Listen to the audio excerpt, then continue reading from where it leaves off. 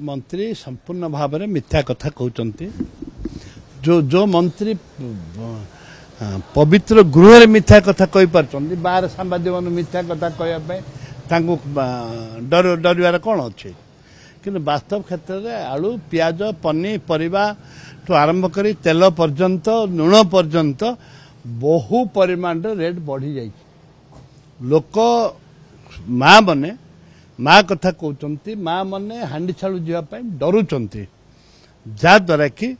जहाद्वारा कि लोकों मन में गोटे अशांति साधारण जनता मन में गोटे अशांति सृष्टि होती ए सरकार को भोट देचु निश्चित भाव में देचु प्रमाणित करचु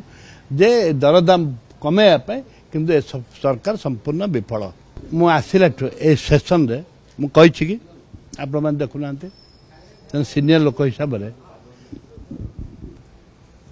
माननीय स्पीकर महोदय जो दायित्व समस्त को लेकर चलेगा से कथा से करूना हठात आमको डाकिदेवे कहवाई मु तो ना दे नी कौन भी कहबी मु कहवाई काकुरते ना भिकारी ना कौन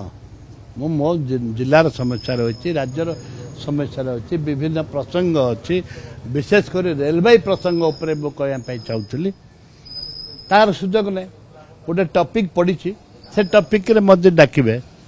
मु तो लेखिकी देनी कि मु कहनी मत डाक कहनी मु कहीं कह बास पाचंतर करुँच तो मु मना करदेली